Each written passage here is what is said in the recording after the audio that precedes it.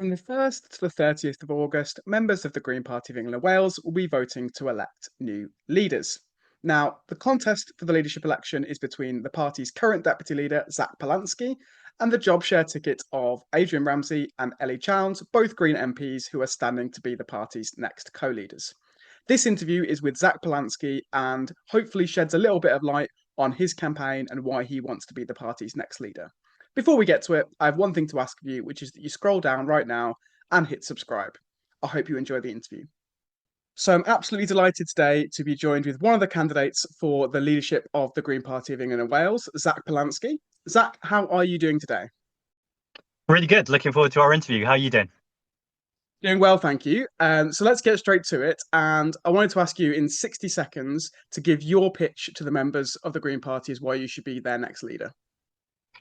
In 60 seconds, it's time for bold leadership. I am sick and tired of hearing people say, I would vote Green, but they're not a left-wing party, or they're not socialist, or that they don't get the climate emergency and the urgency of it. We know we are all of those things, and there's no environmental justice without racial, social, and economic justice too. I was so delighted to be part of the leadership team that it's delivered 4 MPs and nearly 2 million votes. But I think if we're honest with ourselves, since we got 4 MPs, we've not been making the impact that we need to. I think it requires someone at the top of the party who can help lead the movement, who can cut through on the media, be really clear about what we stand for and clear what we stand against. And when I say leadership, it's not just my leadership, it's about everyone's leadership. Yes, to target to win. No one is suggesting we change that approach, but what we are going to do is scale it up, combined with what's called the air war or the air campaign, which is that national communications. So to conclude, ground campaign plus national communications that are bold equals more MPs. Was, I think, just about within 60 seconds. So well done on that. I wanted to pick up on some of those bits and pieces and some of the things that you've been talking about throughout your campaign. So obviously there you talked about offering bold leadership, and you've talked throughout the campaign about the Green Party having not been bold enough. What does that mean in practice? I think I can think of examples where something has happened in the news and we have equivocated. And I think it's important to have nuance. I think it's important to make sure that we're grounded in information and research. But very often, by the time we get to the bit of communication, the emotive storytelling is often not there. I think the audience are probably left feeling, okay, but who cares? Whereas Farage is a master of this. Now, I want to put the caveat out there that I despise Farage's politics and what he stands for. And it's much easier for him too, because he can deal in lies and misinformation and just tell an emotive story. And that's one of the most powerful things you can do, which is why he's constantly on the media, plus, of course, the billionaire funds that he's taking and also having deep pockets himself. But it's not enough for us just to complain about it. We should certainly do a bit of complaining, and I certainly do. But actually, we need to work out, how do you take facts and information, combine that with an emotive story? And I think that's how we pack a punch as a party. So there you've talked about it as well, and it's in your intro and it's been throughout your campaign. You've said in your own words that you think that you're the person that will be able to cut through the noise. Why do you think that you're the person that's going to be able to make the Green Party cut through to the wider public in a way that it hasn't before? I don't think this is an abstract idea. I think I'm cutting through already. So even as deputy leader, before I was running for the leadership race, I was often doing national media and going around the country and being at rallies. And I just want to be really clear that this isn't all about me. And what I actually want to do and have been doing is using the platform that I've been raising to give it to other people, particularly working class voices, people of colour, people in the North, people in Wales. I think far too often we are centred on the 4 MPs in Westminster. I'm really proud to have those 4 MPs there. So this is not an MP bashing kind of pitch. But I think if we just focus on a group of people that aren't particularly diverse, who are in the South, then we are limiting our appeal.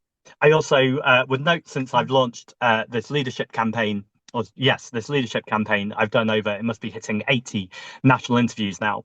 Now, some people will say it's a leadership election. Of course, people are interested in a leadership election. But I think when you look at the disparity between the amount the media have been interested in my campaign and the things I'm saying and other people's campaign, it is quite clear that if you are saying interesting, compelling things, then the media will report on them. I think we have loads of interesting and compelling policy. I just think we haven't been selling it in the way that we can. So I want to pick up on, I guess, some of the criticisms that people have made of your campaign, or rather the concerns they've raised about it. So I guess the other ticket in this election, Adrian Ramsey and Ellie Chowns, a central part of their pitch has been that they think that the next the party's leadership needs to be MPs. Why are they wrong? Does anyone care? And I really genuinely mean that question. I think they decided that they were going to run on that campaign and realized quite quickly that that wasn't really resonating with people. And what my experience going around the country is people go, we just want someone who can make sure that millions of people hear about the Green Party, not just people who already agree with us, but millions of people more, or millions of more people. And I think the point about not having an MP is that you then get so at the moment we've got four people, four MPs who have national profiles.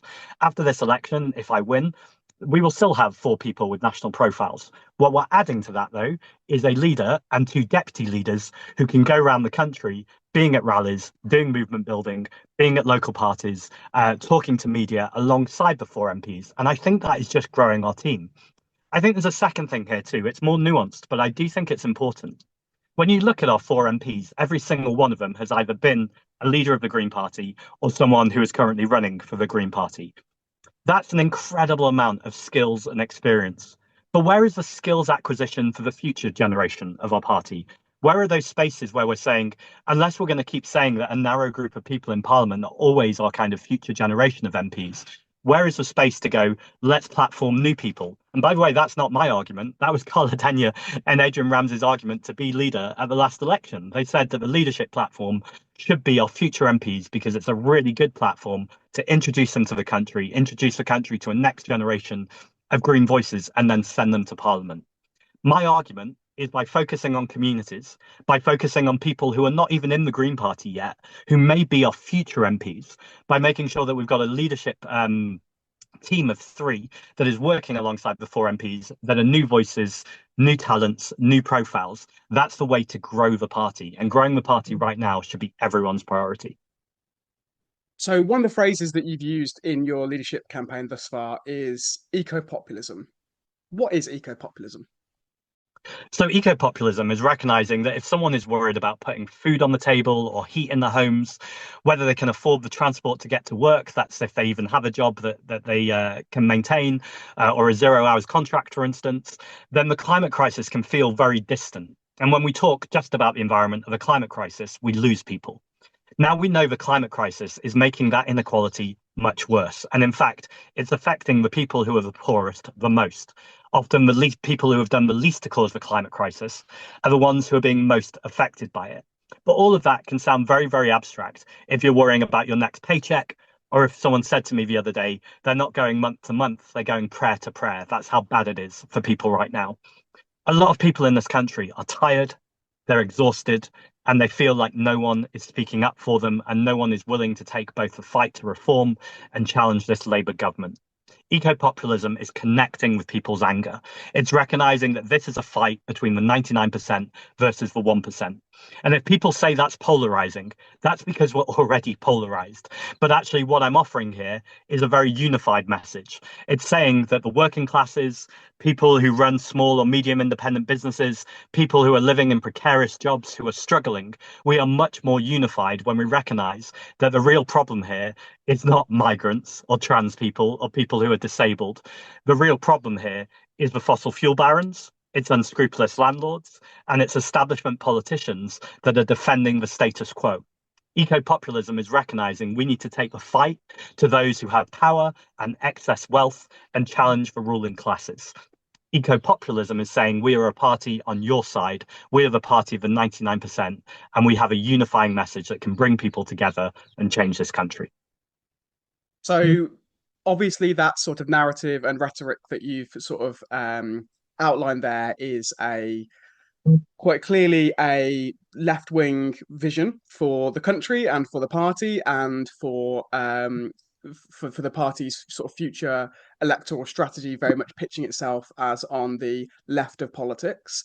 And there'll be some people who'll be watching this and saying that will excite part of the electorate and it will mobilize part of the electorate to the Green Party. However, it risks putting off other sections of the electorate. And I think I don't think it'd be unfair to say that there are supporters of Adrian and Ellie's campaign which would say that in order to scale up the party's success, it needs to be appealing to a wider section of the electorate, and crucially needs to be appealing to people in the kinds of constituencies that Adrian and Ellie represent, where the sort of rhetoric and the sort of narrative that you put forward there might be alienating. How would you respond to that?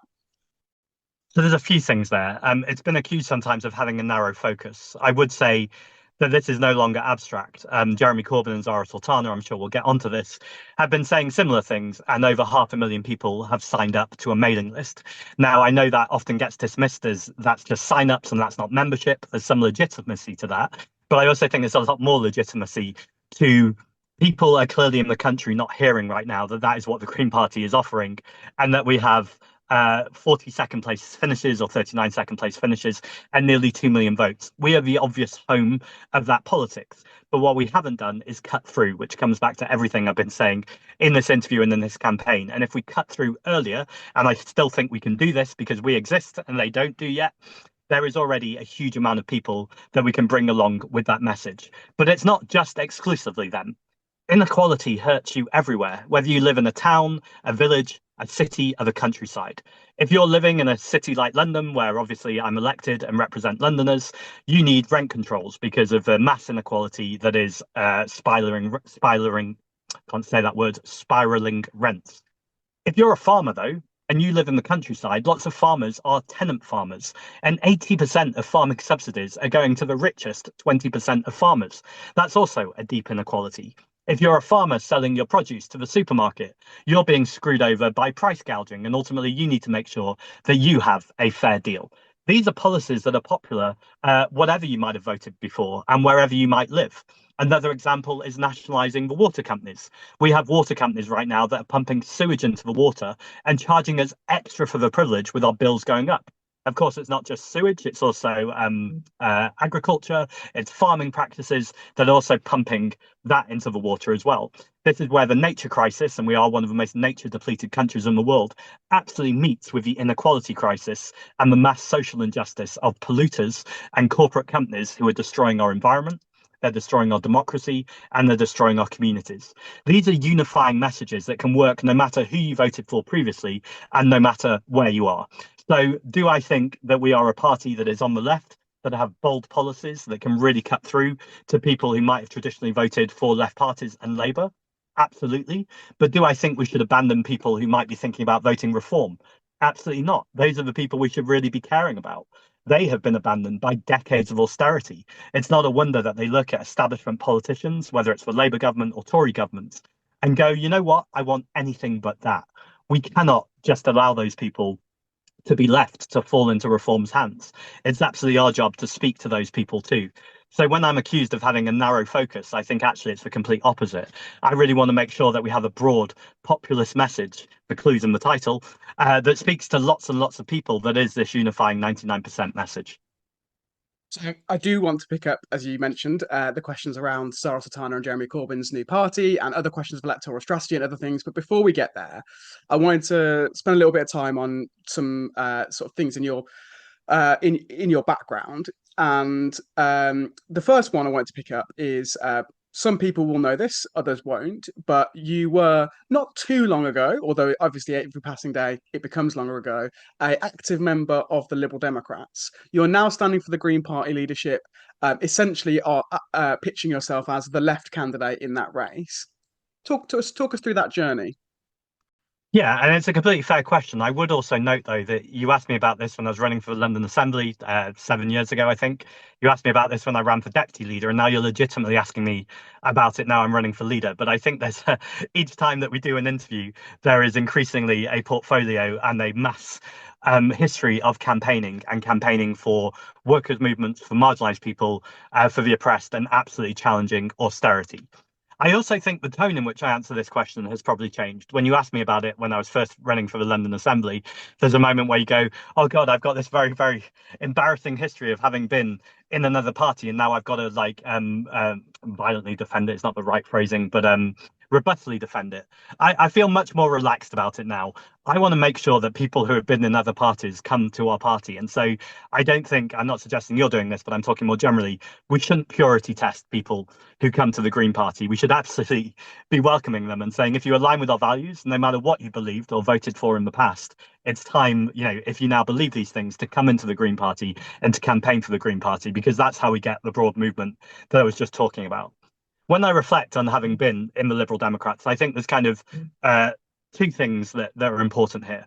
One is I've always supported proportional representation and still do passionately now. I talk about it a lot less now than I used to. It used to be the thing that, you could almost joke about. Any interview, within a few seconds, I'd make sure the conversation was about proportional representation, because it's fundamental that every single vote needs to count equally. And I don't think it will solve everything, but until we have a fair voting system, um, it's very difficult to solve anything else sustainably.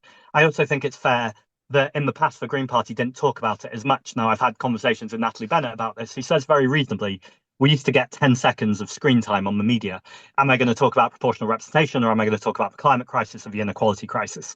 And I think that's legitimate. But when I joined the Green Party was an absolute moment where we were talking much more about proportional representation. And it's something I've continued to do. I think there's a legitimate criticism that I don't talk about it enough now. And the only reason why I don't is because Labour have partly weaponized it. You often hear them say things like, oh, the Green Party are great, and when you have proportional representation, well, you'll be able to vote for them, but it's a wasted vote. And what I really want people to hear now, certainly in my national leadership role, is if you vote Green, we can and do win. And when we've got more Green MPs, that's when we'll get proportional representation. So the frame of it's changed slightly. The second thing, and I'll answer quickly because I realise I'm hogging the mic here, is that household budgets are nothing like a national economy. However, that story is very, very compelling, and I think feels very instinctive to people. And it felt very instinctive to me. So when you had a party like the Green Party who were challenging austerity and challenging that narrative, I don't think we ever, and I still don't think we've got there yet, have found a powerful enough metaphor or narrative that makes people instinctively know that's not true, because it feels very counterintuitive that when we talk about public debt, for instance, that's actually good for the economy. Public debt means we are putting money into our public services. And running a budget surplus, which sounds like a good thing to people, actually means we're withdrawing money from the economy and not actually spending it on the things that we need. That's a nuanced message. And I think as a party, increasingly, when we talk about the economy, we need to find new ways of talking about taxation that, yes, involve taxing multimillionaires and billionaires through a wealth tax, but we're not taxing them because we need that money. We have a sovereign currency. We can put money, anything we can afford. I'm sorry, anything we can do, we can afford. We're doing a wealth tax because we absolutely need to tackle inequality, because inequality is of itself a bad thing. Anyway, you can hear how complicated it is. And I don't think we've ever quite got that right. I think we need to be speaking to Liberal Democrats, to people who are in the Conservatives, in Labour, and yes, reform, talking about a new vision of the economy and what that looks like. And I think that's how we'll bring so many more people into the party, regardless of their previous history. So I do want to dwell on this a little bit more, and I promise you, I'm not trying to do a purity test. I just think that it is interesting. It is an interesting political journey, and I think that I'm interested in learning more about it, and I'm sure others are as well. And I Sure. guess I wanted to ask you, what was the moment where you've talked in other interviews, and you've talked in here as well about how you were sort of sold the lie of austerity and sold the lie of the Liberal Democrats' sort of economic analysis in the sort of wake of the financial crisis and under the coalition and so on. What was the moment where you realised that wasn't true?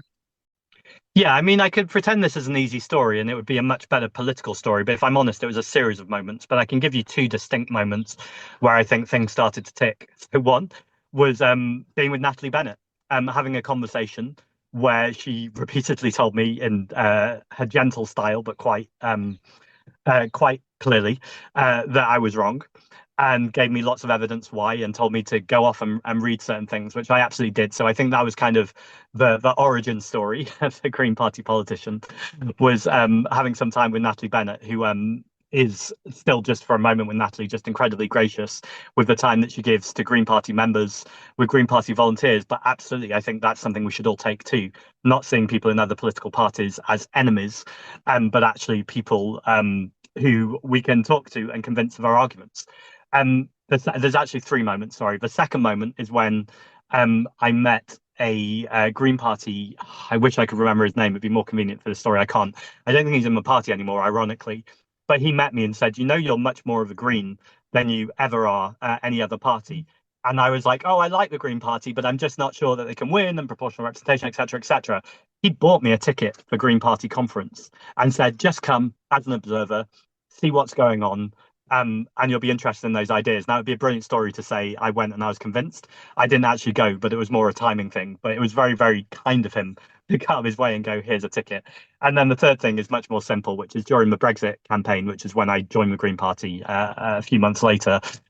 Just working with a lot of Green Party people because of the cross-party nature of that campaign, being on stands with people, giving out leaflets with people, and just starting to really get the intersectional justice element and going, okay, this is all making sense to me. So I'd love to say, there was a powerful lightning moment, but actually I think it was a series of moments where I then went, yes, I'm feeling much more comfortable with the Green Party as my home.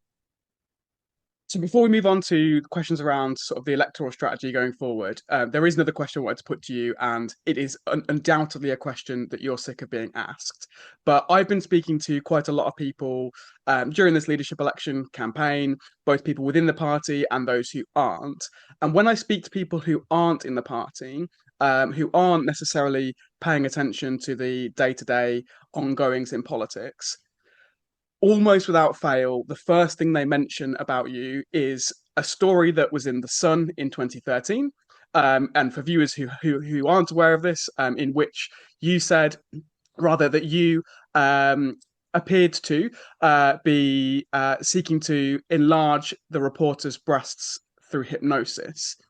Isn't it a problem if that's the first thing that people who aren't particularly engaged with politics and with what's going on in the Green Party can think of when they think of you? And how would you overcome that? Yeah, I don't think it is a problem because journalists have largely stopped asking me about it. They usually give it to me on the first go. They hear my response and then they kind of shrug their shoulders and move on. I think if I didn't have other interesting things to say and if we weren't a party with huge momentum right now, they're ready to tackle the inequality crisis, then I think it would be a worry. But actually, I think the strength and feeling of what we need right now means that people are much bigger than just one mistake. And that's not me avoiding the question, though. I think the response I always give, because it's the right response, is that I was misrepresented. I apologized the next day nationally to say this does not represent the work that I do. And as Tony Benn famously said, he's much more interested not in where we've been, but where we're going. And I think we are so much more than just one mistake. And the biggest mistake was going anywhere near the sun in the first place. So I guess just on this though, like I can very much see if you're elected leader of the Green Party, a million Labour leaflets being printed with your face on it and that story on it. And I think there are some people who are worried about the conversations they have to have on the doorstep in the local elections coming up in May, where the first thing that people think of when they think about the Green Party is that story. And the reason they will think about it is because it is so memorable. And so I guess whilst journalists might have stopped asking you about it as much, do you not feel that there is a risk that it cements itself in some voters' minds, and I guess that it unhelpfully associates the Green Party with a sort of new age, hippie-ish, crankish vibe that the party has spent a long time trying to get rid of, and indeed your leadership itself is very much trying to distance itself from? I think it would be a problem if it was something that I actually did or wasn't a misrepresentation. And I think being able to say very clearly this was a misrepresentation and he apologized for the misrepresentation deals with that. And I think we should also be clear that Labour will print attack lines on leaflets, no matter who the leader is, no matter what they do, no matter where they go. We have seen, I was about to list misrepresentations of other party leaders. I won't do because I don't want to repeat Labour attack lines, but I'm sure no matter who has been leader, no matter who has been RMPs, Labour will always find ways to attack us. That's partly the job of politics. Our job, and something, it's interesting because I think it was Times Radio asked me about this on the first day of my leadership campaign. And I gave the same answers I gave to you. But the thing I said at the end was I also think people should reflect that when a party is growing and they're talking about taxing the wealth of multimillionaires and billionaires and funding our public services, why a media company who are funded by multimillionaires and billionaires might be very keen to keep talking about this story. Very interestingly, Times Radio did not publish the interview. So I will move on from this now, and let's talk about the future electoral prospects of the Green Party. How many seats do you think the Greens can win at the next election? 40. I'll put in the caveat, though, that it's not up to me or to any single person. So this will be a mixture of the Green Party Executive, Green Party Regional Council, with members feeding into the General Election Steering Group to actually see the data because politics is moving very, very fast. But I also believe bold leadership is about being bold. And so I'd like to see at least 40 MPs. We know we've got 39 second place finishes, but it doesn't map over that those are the 40 MPs because, as was demonstrated in our rural seats, we don't have to just come from second. We can come from fourth place to first place. But obviously, the second place finishes of the first place, you go and go, okay, what more could we do to make sure those things are happening? And also those areas that maybe are less expected, but we've either got great candidates there, fundraising is going well, resourcing is going well, and for whatever reason, maybe there's a local issue. I think also there's an interesting thing here that when you look at somewhere like Bristol East, we got a very strong second place in Bristol East. I'd say almost by accident in terms of I don't believe any door knocking was going on there. But because there was a lot of national communication that was talking about Wales, and I think combined with the Free Post, enough people in Bristol, they didn't really see the constituency. They don't see boundaries. They were just like, I live in Bristol, Greens are doing well in Bristol. I'm going to vote Green, as well as, our values obviously matching, I guess, with a lot of the demographic that lives in Bristol, although we've always got to be careful about assuming there is just one demographic because there actually isn't in any city. And so I think there's something to learn there about how the clusters of seats work around cities or around countryside areas where we've already got success in rural areas. And actually, I think looking at those clusters is how you take target to win and scale up.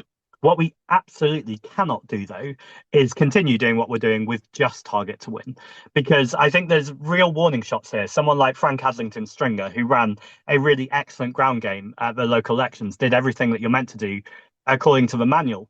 But because our national communication strategy is not there yet, it means that when you knock on a door or you deliver a leaflet, you're having to explain from the very beginning because people, the only thing they know about the Green Party is you care about the environment, which we absolutely do. But they also think, oh, my bills might go up under the Green Party. Like they're hearing kind of Reform and increasingly Labour's messages coming back to attack lines.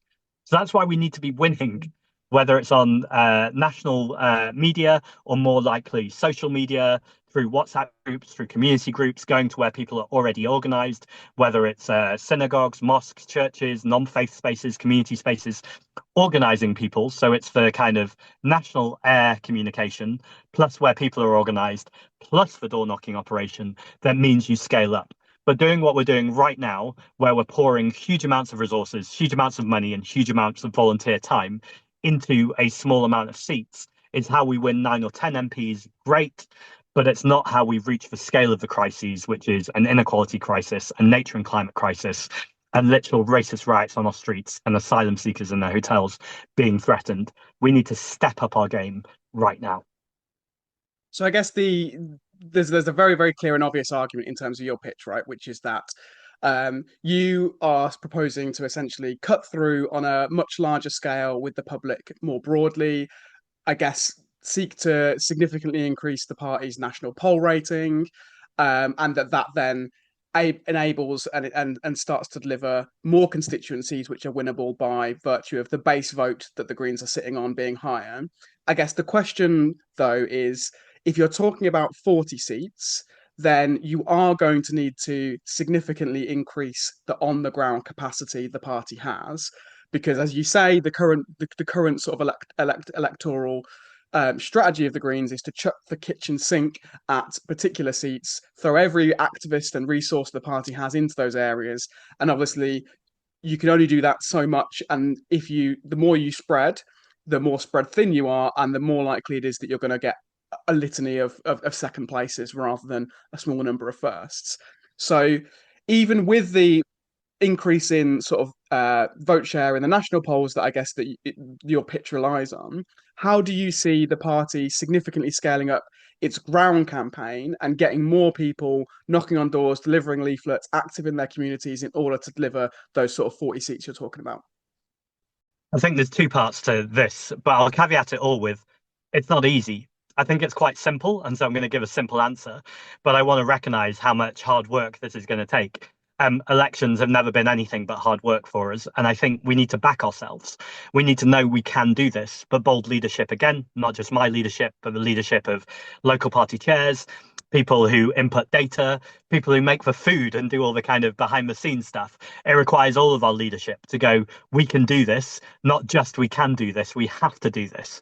Because when you think about, I often, someone who encouraged me to run for leader in the first place said you just need to put a picture of Nigel Farage above your computer. And every time when you think about why you're doing this, just remember that if the Green Party do not step up into this moment, this is what we're facing. And it's not just Farage, but it's the fascism that he represents that we are spiraling into. So those are the stakes right there. In terms of how we do this, the much nicer answer, though, it is a virtuous circle. So we're talking about the ground campaign, but when you do more national campaigning, which I've demonstrated in this leadership election, you get more members, which means more money, which means more fundraisers. All of those start fundraising, sorry, all of those things start to feed them into themselves because success breeds success. And actually, people want to be involved in a movement that is backing itself, that feels exciting, energized, that's ready to go somewhere. And I really feel as I've been going around the country during this leadership election just for the hustings, that's exactly where the party is at right now before the leader's even been selected. I'm meeting people over and over again. And this is, by the way, both in towns and cities and yes, rural areas too, who are coming up to me who are saying either the more obvious, just join the party to vote for you. Really excited about the vision that you're giving. I saw you on a podcast or I saw you on a national interview. And I'm really feeling hope for the first time in ages.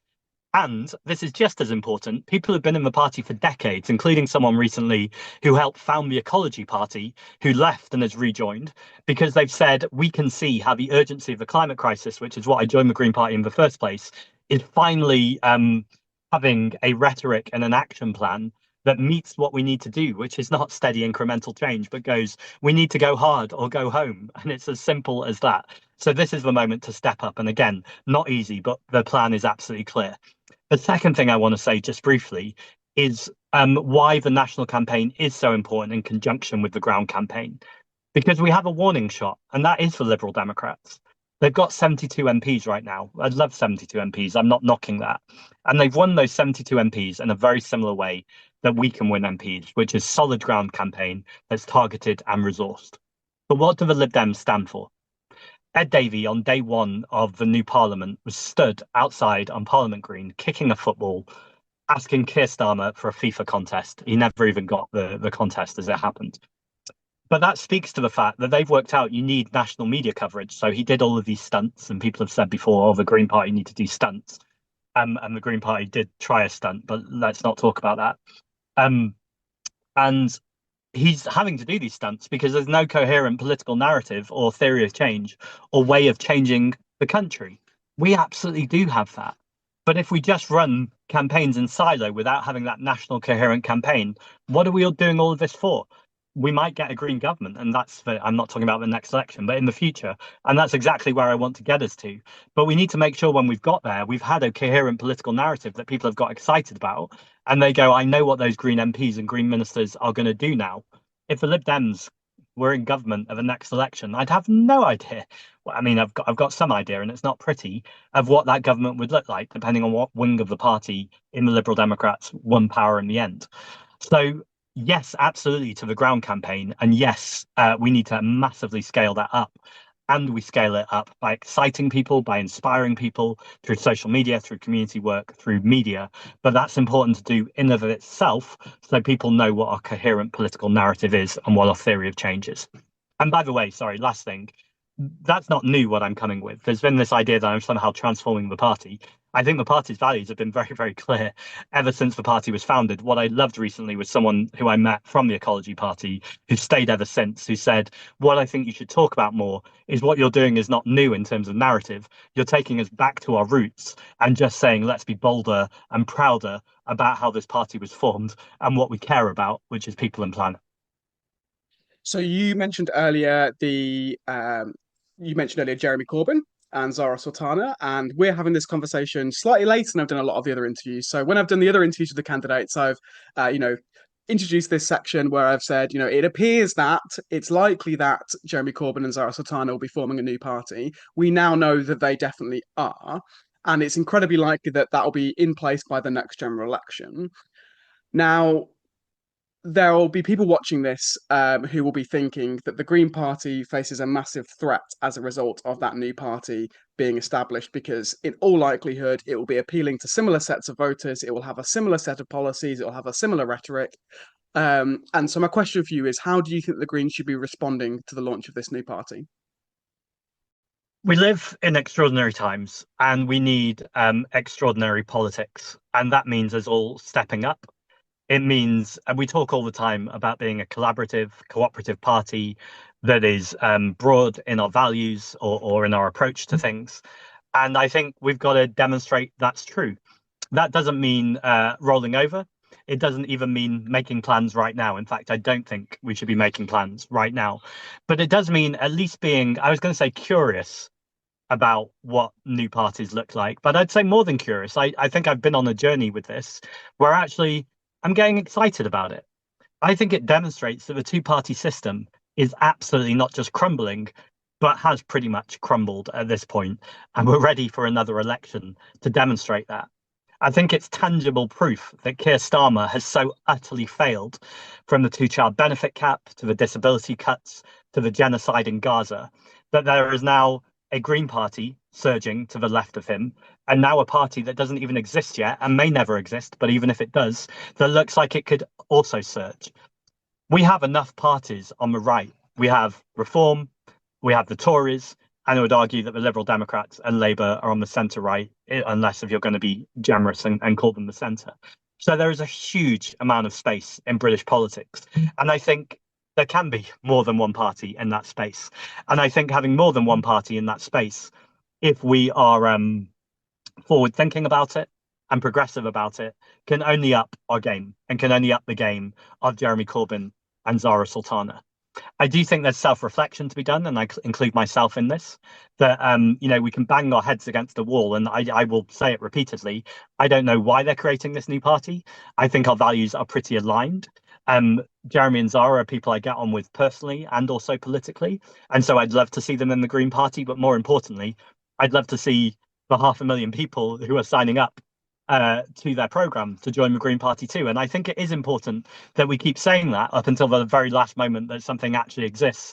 Because we are the party where the momentum is with right now, in terms of we've got over 800 councillors, 42nd place finishes, and nearly 2 million votes. I also think, though, when something happens where people sign up in those numbers, you have to go, we've clearly not communicated the excitement and the kind of vision that people are joining the Green Party for, and people are in the Green Party for, effectively enough to a broad group of people. So when people accuse me, and when I say people, I'm talking about Adrian and Ellie, let me be clear. When they talk about me having a narrow focus, it's completely the opposite. I want to broaden our focus to include that 500,000 people. That's a pretty big group of people to join in. And that's just for people who have signed up, never mind the amount of politically disengaged people in this country who would never sign up to a mailing list, but would sign up to climate and nature action, to nationalising our public services, to tackling inequality, to a wealth tax, all the things we're talking about. But we have not been effective in communicating them enough. Yes, some people in this country know what we care about, but even journalists sometimes. I got asked recently, I was on a national media debate with MPs from all the other parties. They got questions about taxation. My first question was, isn't veganism a bit middle class? It is very clear that the media still have not clocked on all the things that we care about. Now, some of that is willful ignorance, and we're never going to win them over, and nor should we win them over or choose to win them over, because I think when we have subservience to the establishment, and I include legacy media in that, that's when we're losing our way. I think we should always have a rebel streak in us, an anti-establishment streak in us, not for the sake of just having that, but recognizing legacy media will always protect the power and wealth of the same people who donate to it, which is why we need media reform. Anyway, to come back to Jeremy Corbyn and Zara Sultana, they are allies in our race here, because ultimately they are also challenging legacy media. They are also challenging the establishment. I think there are likely to be differences. I don't know what those differences are yet, and I don't think we should be sounding off to try and create difference and division where it doesn't exist. But I imagine for those who have seen Adnan Hussein's tweets this week, there's already conversations about social conservatism, I think those conversations are going to be live conversations that I think are important conversations for the left, and they include the broader left and the Green movement, to have about who are we, how broad are we, what are our values. And I don't believe, and I'm not suggesting he's doing this, although it's implicit in what he's saying, but I'd need to have a conversation with him about it, that we need to reject social justice. So we need to regret my eco-populism or my even economic policy is not about just focusing on inequality and throwing marginalized or minority groups under the bus or more generously not caring about them. I think Zoran Mamdani has demonstrated very, very clearly in New York that you can absolutely focus on economic inequality in your every communication and at the same time walk and chew gum at the same time, to use an appropriate Americanism, still absolutely stand in complete solidarity with marginalized groups, not just when it's convenient, but absolutely when it's inconvenient too, with the power of our messaging, and get straight back onto economic inequality. Because the people who need us to tackle economic inequality more than anyone happen to be those marginalized groups who we can show solidarity to and still say this is about our national health service, this is about social care, this is about a fair wage, fair dignity and working conditions for every single worker in this country, and the unemployed, because let's not forget them too, and the long-term sick. Sorry, when you start to list people, it can become a long list, but everyone has to be included in this vision. So you described Corbyn and Sultana there as allies, and I guess you spoke quite positively at the beginning of this about this new party. Would you let's assume that this party is established in time for the next general election? I guess one of the risks for the Greens is that that party stands in 650 constituencies across the UK, and therefore there is a risk of the sort of left vote being split between these two parties. Would you like to see, if that is the case, where it's established in time for the next general election, would you like to see the Greens and this new party having some sort of electoral alliance? I am going to answer your question. I'm going to caveat it though with I want them to join the Green Party. I believe that the Green Party is the best vehicle and best vision, and every single Green vote is a vote that all adds up to essentially transforming the next government and potentially holding the balance of power. So we've got to keep making the argument for the Green Party. I also think we need to back ourselves. We're a party that have existed for a long time.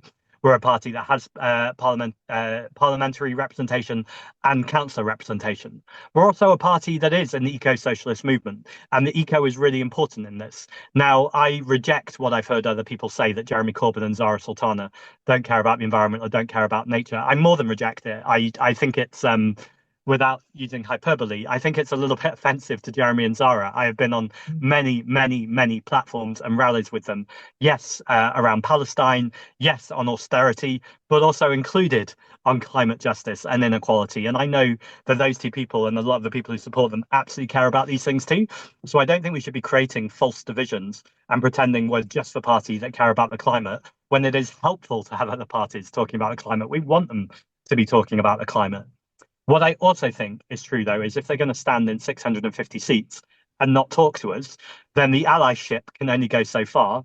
And then, yes, we are straight back into kind of oppositional politics and the old way of doing politics. And it's a little bit like, for those who follow game theory, the chicken kind of thing, where you're both waiting for who's going to duck out the way first. This would be disastrous, and I don't think would be helpful to any of us. So we clearly need to be having conversations, but I think it's important they're public, democratic conversations. That doesn't mean politicians can't talk to each other informally, but ultimately the decisions need to be made on conference floors. I'm only responsible at the moment, as we are for the Green Party, so that we're having those democratic conversations on a conference floor with different options. I'm not responsible for what the new party looks like, but I would strongly counsel them. And I think this sounds like what they're doing, not that they're asking for my counsel, but they have those conversations in a democratic way on their conference floor. And it's not just a group of white middle class men in a room kind of making pacts and deals. That cannot be the way things go. So to answer your question directly, the first place I'm going to is not a pact, it's not a deal. The second place I would go to is, I think stand asides are very, very tricky. And there would have to be very legitimate reasons for them. And when I say very legitimate, the strongest kind of arguments for them. Because what breaks my heart, and it happens every election, other than the general election where we stood everywhere, is people message me all over the place. I'm talking about thousands. I'm not talking like a little bit of messages. I'm talking about thousands message over a year, where they go, I was really excited to vote Green for the first time because I saw Carla Denyer speak or I saw Sean Berry at a rally. I wanted to vote Green and there was no Green on the ballot paper. And I do think there's something undemocratic about that. Now, we live in a first past the post system. We are about to see, or we are seeing the rise of fascism. So, we've got to take all of these things into account and walk the tightrope. But my strong, strong instinct is to have a Green on the ballot paper. Non-aggression pacts for me is a completely different conversation. It would seem absurd in a place where we're not putting resources, where we're not putting money, and we don't have a candidate who is particularly wanting to be an MP or ready to be an MP to then be running a campaign against someone who could be a future MP, whose values we largely align with. But all of these are premature conversations because I say values that we largely align with. Let's wait to hear the values. Let's wait to hear the red lines. Let's wait to hear the future direction of this party. But the kind of potted summary is I'm curious, I'm open, and if we do what we've always done, we'll get what we've always got. This moment requires us all to step up, both us and yes, whatever a potential new party looks like, and look what does the new politics look and feel like. So we're coming towards the end of the time we've got together. So I'm going to move us on, and I'm going to move us into what is the quick fire section of these interviews. And so I have Okay. a request of you, which is that I'm asking people to simply answer with one word to the following questions. Now, I'm going to give you some time at the end to elaborate on any of them if you wish to. But if we could, in the initial section, ideally respond with just one word, and then you'll be able to go into more depth if you wish to later. The first question I have for you is: should the UK remain a member of NATO? Later, as in, no, we shouldn't, but we need to that process. I'll give a caveat later. That's fine. Yeah. My second question for you is overpopulation a significant issue that needs addressing as we tackle the climate emergency? No, Should HS2 be completed in full? the North needs, I'm giving caveats again, but the North needs railway lines. Wales needs railway lines, and it started. So yes, Does nuclear power have a role in a sustainable energy system? not new nuclear. Should the UK rejoin the EU? Absolutely. Should people who have consistently publicly campaigned against the Green Party's position on trans rights be allowed to remain in the party? If they do it respectfully, And then finally, is ecological sustainability possible under capitalism? no. You were mostly disciplined there, Zach. Almost one of the most disciplined. But is there any of those that Okay. you want to elaborate on? Yeah, it was tricky to give a few words, and sorry, one word was just impossible. Um, so on NATO, I think I've said this a few times in different places. But Europe, the European Union, was set up as a peace project. And I think what we need to be doing is reigniting the conversation around it being a peace project. We know that there is a lot of neoliberalism among European nations.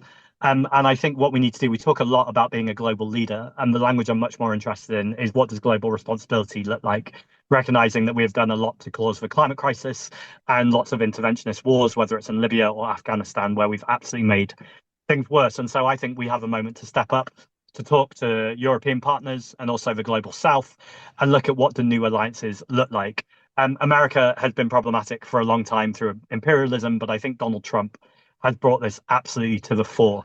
To see Keir Starmer just stood subservient with him, nervously laughing as he insulted Sadiq Khan or various other people, just showed how much Keir Starmer, people say he needs to do diplomacy. Yes, diplomacy is sitting around the table with people that you disagree with and negotiating. I'd absolutely do that. That's part of the democratic process. Diplomacy is not rolling out a red carpet or pretending that there's some kind of special relationship at the same time that he's ridiculing Zelensky when he brings him into the White House and then pretending that you really care about Ukraine. All of these things can't be coherent at once. So with NATO, I think it's important to recognize that America, I think it's over 60% of the military that goes to NATO countries comes from America.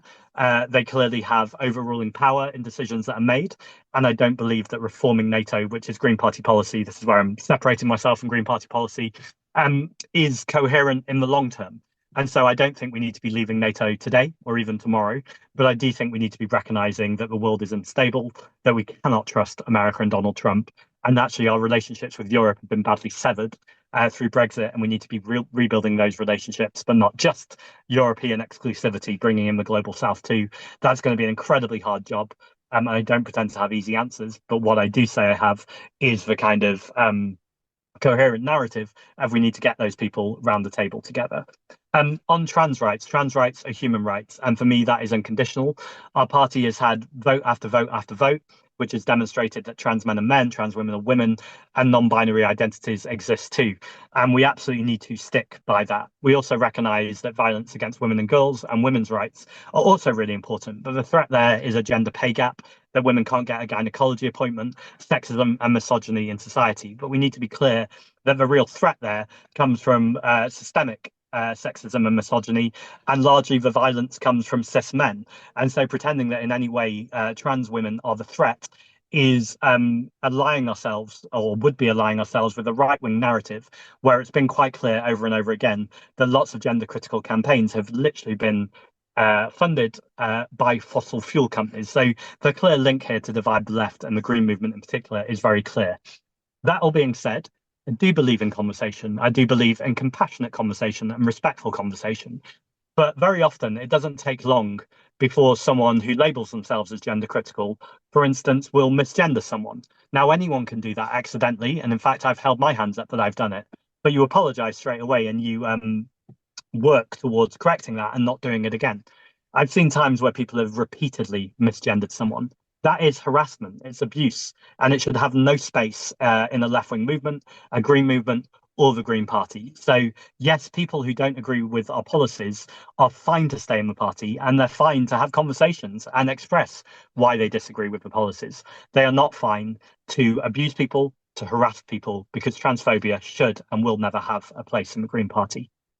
On nuclear, I don't have any kind of like big ideological arguments against nuclear, although I certainly have respect for people that do in terms of waste, in terms of, well, I guess I do have ideological arguments against them. But I think the much stronger argument, I'm sorry, in security too, very often they're kind of nuclear power is the training ground for people who go on to work in nuclear weapons.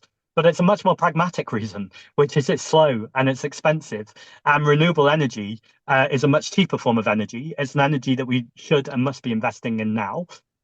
Creating nuclear power stations right now is creating like a fax machine. It's a technology that is of yesteryear that we don't need anymore. And then crucially, democratic community energy is vital for our communities. Again, not to be hyperbolic, but if we're going to take on fascism, we need people to feel rooted in their communities, like they have a sense of place, like they have a sense of ownership, that things aren't being done to them, but with them. And community energy is a really kind of tangible example where people can be invested both emotionally, but also literally with money in their local area, where they're putting money or energy back into the grid and receiving money for their local area. I think that's a really strong antidote to the far right and to fascism. So that's why we need to be investing in renewable and phasing out nuclear, not creating new nuclear. And rejoining the EU. EU is not perfect. I never pretend that it's perfect, but also I can't find a single legitimate argument that has been had that we've been any better off outside of Europe than when we were in it and able to reform or guide decisions. Now, I'm aware some people will go, there's a contradiction between my Europe answer and my NATO answer. NATO, I believe, is irreformable. It's a nuclear first alliance, and I don't believe that's the way to get to peace. Europe, I think, is absolutely reformable because the whole point of it is a peace project. And whilst I think it's often lost its way and it's made difficult and problematic decisions, I still think we're better at the table, having a vote at the table, than having some kind of isolationist approach that we have right now. Sorry, those were not short answers. So it's good that I was disciplined the first time. Absolutely fine. So we're coming to the end of our time together. So I have my final section of the interview is the questions that are, I think, less serious, but everyone always tells me they're the hardest ones. So to kick those off, the Green Party's had six leaders or co-leaders in its history. Who's been the best? Natalie Bennett, not just because she was one of the first Green Party persons I met, but I think I mean, Natalie Bennett, I think, was doing eco-populism, just not labeling it as such, but going around the country, being at movements, bringing trade unions in terms of creating those connections with workers, linking the climate crisis and the nature crisis with the wider inequality crisis. And the huge surge that she had of membership of really putting the Green Party on the map. So I think there's been brilliant leaders, and obviously I've got to give a shout out to Sean as a friend and colleague at the London Assembly for a long time. I think Natalie's moment was a particular moment in history where, yeah, people really, really needed the Green Party. And I think we're at that exact moment once again, and we've got to grab this opportunity. So obviously, you're not the only candidate in this election. You're up against Adrian Ramsey and Ellie Chowns. What do you admire most about each of them? Ellie is really kind, lovely, and compassionate. And when I spend time with her, um, those were all kind of very worthy qualities. She's also a lot of fun. Recently spent a fair bit of time with my boyfriend and her in Glastonbury. And despite the fact that we're literally running against each other in a leadership contest just for warmth and kind of humanity, and we're two people or three people in that case in a field, having a good time was really nice and got the party started at conference. Adrian is when you want someone who is going to have a plan in terms of a strategy with goals of where you're going to go and who you need to bring into that conversation. He's the person to have, and I don't mean that as faint praise. Um, I think that is different to the role of a leader. But also, I do think it's an important part of being a leader, and I think that part of it he really, really nails. What is your favourite and least favourite Green Party policy? Um, Favorite policy is it's to ban greyhound racing, and it's for a few reasons. So one is I love animals, and I've always been a big animal rights activist, and so love that that policy is there. Also, I think gambling is something that we don't speak about enough, particularly its inequality and targeting of working class communities, particularly on high streets and fixed term betting terminals and all that kind of stuff. And so I think greyhound racing is a good avenue and way to get into that. But more importantly than all of that, is Hannah Spencer was a volunteer that I met when I went up to Manchester and to Trafford. We met. She was very passionate about banning greyhound racing. And she asked me what she could do about it. I said, you know, we've got Green Party policy, one member, one vote, etc., etc. And then seeing her go from that journey of being a volunteer to now being a councillor to being the leader of the Green Group in Trafford Council to being on the conference floor and giving an incredibly emotional intervention at last year's conference, where we're now the only party in the country that wants to ban greyhound racing, and there's now an early day motion as well going into Parliament, is a beautiful kind of what the Green Party can be when we go from that kind of grassroots members and volunteers, quite recently new to the party. I think she was new at the time. To this is literally being debated in Parliament and could be law in the near future and future years. That's what the Green Party is all about. Oh, sorry. Did you say least favorite policy? Or no, you're Least about to favourite, ask me yeah. that, I guess. Yeah. What's your least Um, favourite? Probably the carbon tax, and it's not that I'm anti-carbon tax, but so the ultra low emission zone, something I really supported in London and still support, is a carbon tax. But it's also not a revenue generator. The entire idea of a carbon tax is you reduce the polluting activity, and you make a bit of money while you're doing it. But the point is not making the money. The point is to reduce the polluting activity. And our carbon tax, as it is in policy, does exactly that. It reduces the activity, and the money is used as a dividend for the poorest people in the country. But the dividend bit didn't make itself into the manifesto.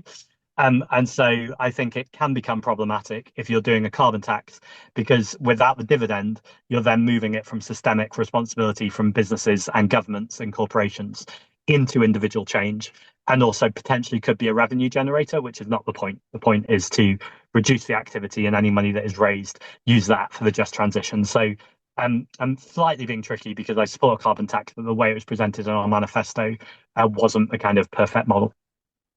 And finally, briefly, who in the Green Party inspires you the most? Briefly, I could go on for a while. I think I need to go for three, but I'll do it very, very briefly. Narani Rutha Rajan, who is my campaign manager. for this election, and she also ran my winning campaign for deputy leader. Narani is phenomenal. She's very, very typical of lots of people in the party that are rarely in the limelight, that are rarely in front of the camera, and absolutely are not doing this for the glory, but work day in, day out at the moment on my campaign to make me the best potential leader I can be and the Green Party to be the best party it can be. But when we're not in a leadership campaign, it's constantly working on lots of different campaigns, lots of different liberation groups, just always seeing the best in other people, encouraging them to be the best they can be, and giving all of her time, effort, talent, skill so generously. And I think that spirit embodies the Green Party. But in Narani, there's just a real special quality about the work that she does. And I suppose it's a moment to say thanks, Narani, for everything you do. I don't know if she'll see this. I'm sure she's more than sick of seeing me talk at cameras. No disrespect to your interviews, Chris. They're amongst the best. Um, Other people briefly. Elliot Tong. So he is a young councillor in Cambridge. I went door knocking with him in March. I've done it before, but we were going through a really working class community in Cambridge, and at every single door, people coming out of their door to go, Elliot, and just like the warmth that he was greeted by his constituents demonstrated again the best the Green Party can be, where we're going into the council chamber representing all our values, really, really important, but actually nothing's more important than when you go speak to your constituent, they know who you are, they care about you, they trust you, and in Elliot's case, just really love you. I mean, that's not even a necessary prerequisite, but very, very obvious. And the similar side of that coin is Emily Fedorovich, who is a councillor in Kettering. She is at like the heart of the reform storm, along with amazing councillors and team in Kettering. And if she's not a future MP, I don't know what's going on with the party, because again, I was door knocking, not with her actually. She was across the road, and just on every door, people going, "Oh, I love Emily," and then kind of telling me Emily's achievements. Where I just go, "So you're voting Green then?" And they're like, "Of course," almost offended that you're asking. And again, that's the future of our party. I could list lots more people too, but I'm aware of time. Zach, it's been an absolute pleasure. Thank you so much for joining me today. Thanks so much for having me, and thanks for all the interviews you're doing. I mean, it's just a really important part of our democracy. So thanks, Chris. Thank you so much for watching. I hope you enjoyed the interview. If you did, let us know what you thought in the comments down below. Make sure you hit like and, of course, hit subscribe.